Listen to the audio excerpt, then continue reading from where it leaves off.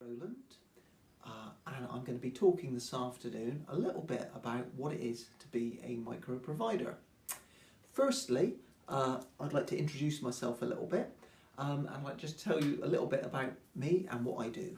So I currently run a company called You're It Now, it as in IT, and I specialise in working with people with learning disabilities, but especially around things like the internet, technology, helping them learn to use things like iPads and computers and technology to just improve their lives really and to open up their wider community. So I got started a few years ago, about 3 or 4 years ago. I was working for social services. I was doing a little bit of private work part-time. And I had an incident where I got asked by a senior manager to remove my earrings because they felt, even though I was working with guys with learning disabilities, it wasn't appropriate. So for me, that was the final straw. I'd spent 15 years working for social services. No one had ever had a problem with my appearance. And for me, that just was the little push that I needed to actually make me go self-employed. So what I did is I did a post on Facebook. I wrote my resignation letter on a giant cardboard earring, put it on a post on Facebook, and I got, I think it was 250,000 likes out of that. And I used that to really, I really boosted off that, launched my Facebook page, and basically launched my business off it. And the fact that it just, yeah, it gave me that little boost and got me a little bit of publicity, which was really good. So anyway, that's enough about me. I'm going to talk about what it is to be a micro provider. What is a micro provider? Well, in simple terms, it's me. That is it. It is one person or a very small company providing a care service. So as you may be aware, social services in Somerset are currently going through big changes and they're being handed over to a private care provider in the form of Dimensions. And there's a lot of uncertainty, a lot of worry around it from both clients and also from carers. And I'm getting about 2 or 3 care workers and former colleagues come up to me every week and saying they're worried and they're thinking of becoming a micro provider and how do they go about that. So over the next few videos that I'm going to do, I'll talk in more detail about the actual mechanics of how you do that and what you physically need to do. But today I'm just talking about kind of the advantages for both you as a care provider, you as maybe someone who has care, and just kind of the disadvantages as well. Because believe it or not, it's not all happiness and sunshine, although 99% of it is. So why am I a micro provider? Well, I've run through what spurred me to become it. I think the thing that I love about it is the flexibility. I love being my own boss. I love not having anyone tell me, oh, you shouldn't do that, you can't do that, no, that's not suitable for people with learning disabilities.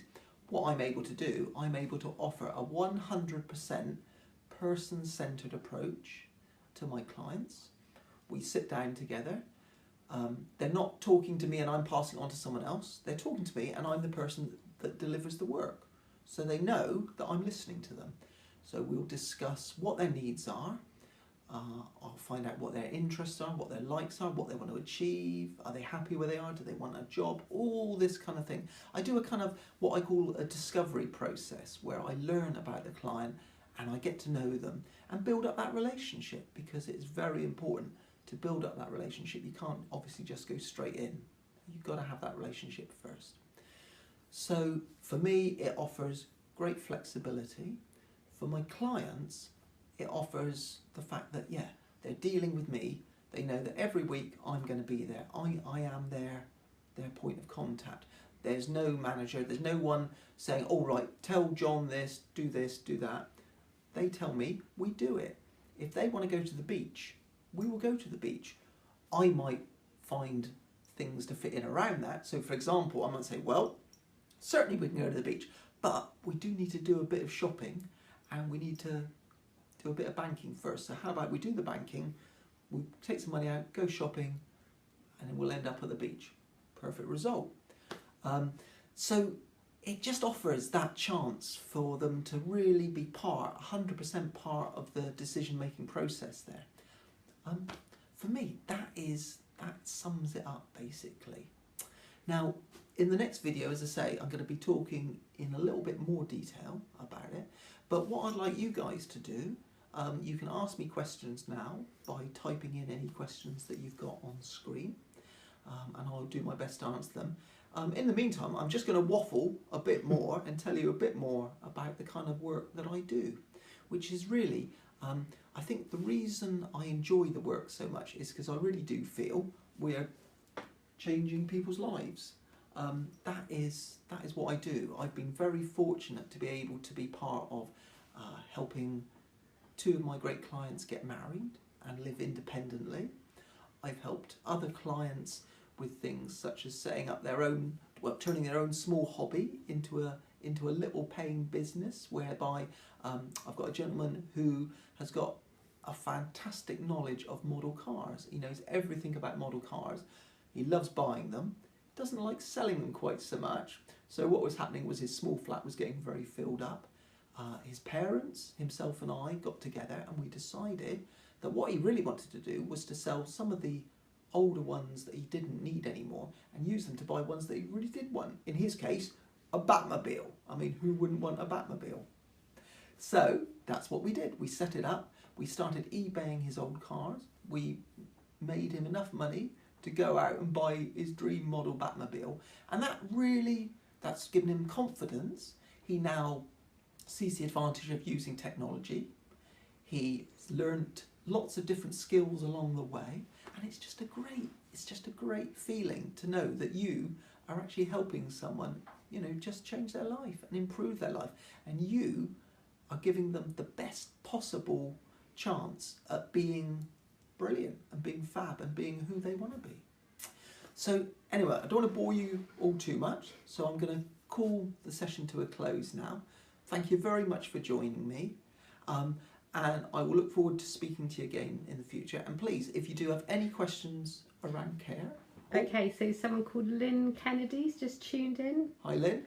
She says, I also feel fortunate to have worked with people who have additional needs, and now as a trainee assessor in health and social care, I can pass on the skills I've learned over the years. Brilliant, exactly.